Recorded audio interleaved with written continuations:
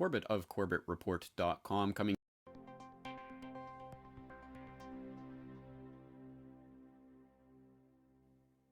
Welcome back, friends. This is James Corbett of CorbettReport.com coming to you on the 20th of January 2015 here across the dateline in Japan. But once again, we are joined on the line by our old friend and, of course, the founder and editor of BoilingFrogsPost.com, none other than Sibel Edmonds herself. Sibel, thank you so much for taking the time to talk with us today. Hi, James. Great to be back. Excellent. Well, obviously, I think something that a lot of people have been writing you about is your opinions on what's going on right now with the latest developments in the so-called war on terror and all of the brouhaha that's happened recently in Paris. But and there are many different pieces of this story to get to. But before we get to that, I actually want to take a look at a story that you brought to my attention recently that I think is exceptionally important in terms of this Gladio B narrative, which you've been laying out for a number of years now.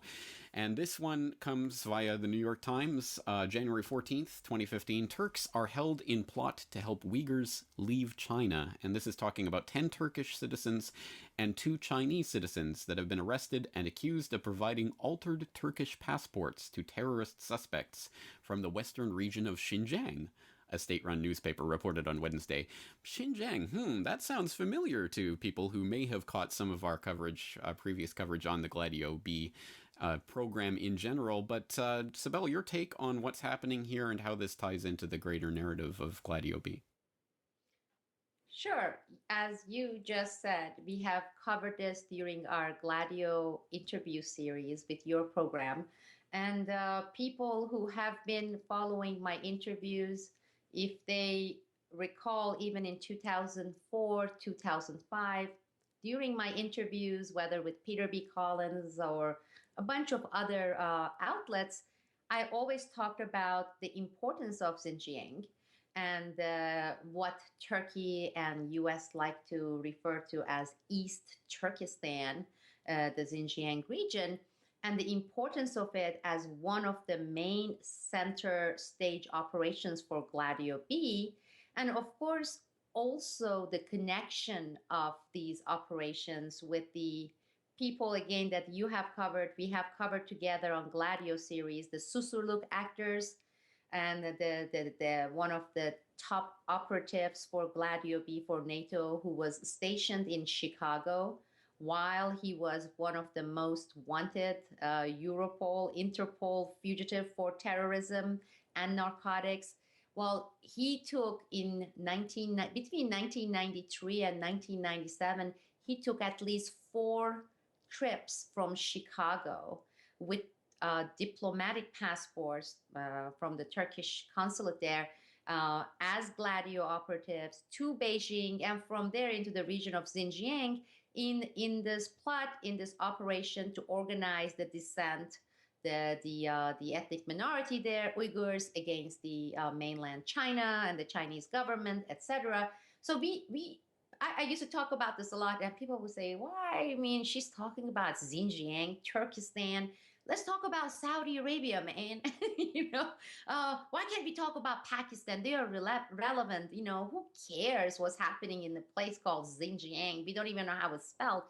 Well, as you see, it's been happening. It's extremely important. And again, it pops up. Unfortunately, 99% of people, even though New York Times with its own tilt covered it, they would read it and with the names not making sense, saying, okay, maybe it's some immigration issues where you have illegal immigrants being smuggled out of this country. But it's not. It's never been the case. A lot of these people are taken out by the operatives, Gladio operatives, in this case, most of the times by the Turks, because Uyghurs are Turkic minorities, their heritage, their race, their language, etc. And they are taken out, they are trained, and they are armed, and then they are sent back.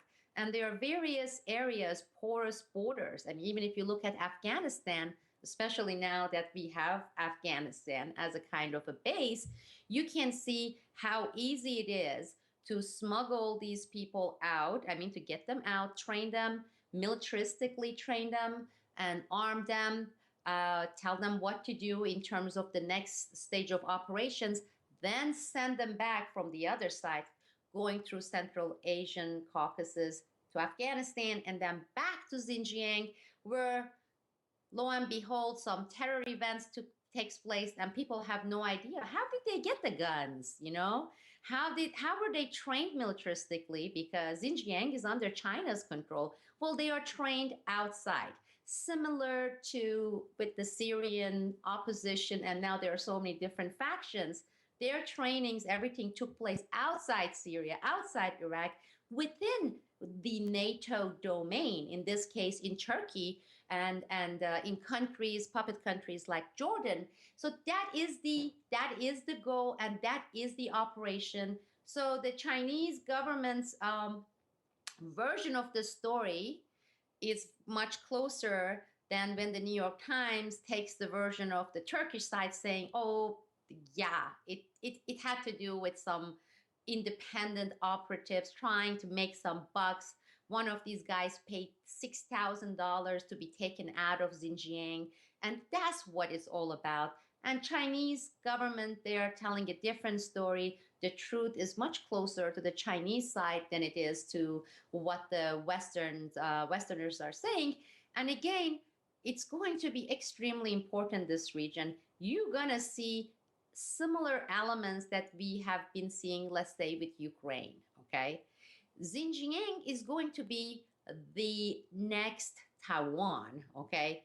There is, and imagine, when you look at the pipeline stand, Pepe Escobar's favorite term for the region, and you look at the map, you see the importance of Xinjiang. That is the artery, the entry artery of energy, whether it's coming from Kazakhstan or Turkmenistan into China, whether it's natural gas or if it's oil, it has to pass. Yeah, they're talking about the Gwadar port, as one possibility of bringing in, the stuff from Iran, and then have Pakistan as beneficiary and China. No way that's going to happen, okay? And as far as the pipeline, as long as the Gladio, United States, the CIA, the NATO, they control that region with the terrorism, can you imagine any pipeline safely going through Xinjiang area and get into the heart of the mainland China? It's not going to happen. So that's why it's very important. That's why we're going to see more. And then it's going to come to the point where we're going to have someone similar to Richard Gere start giving speeches during Oscar acceptance and talk about how these, like they do it with the monks there in Tibet.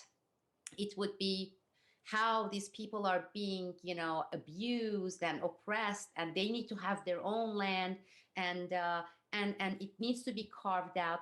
And as we talked about before, the United States have already brought one of these figures from Xinjiang area into the United States. He lives in McLean, into the State Department, and they had a meeting where they declared him the president of East Turkestan in absentia.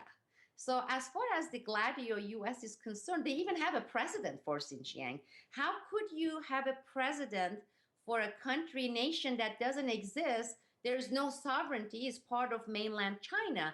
Meaning that is the objective. We want another Taiwan. We want to gradually, by playing, how here internally we play the gender card and the race card.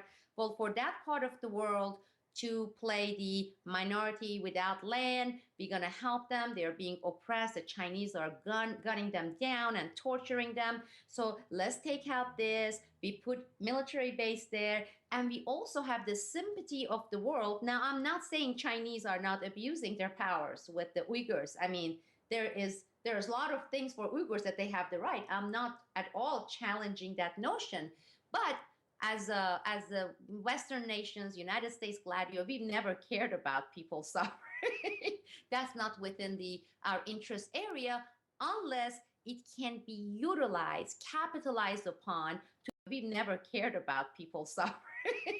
That's not within our challenging that notion.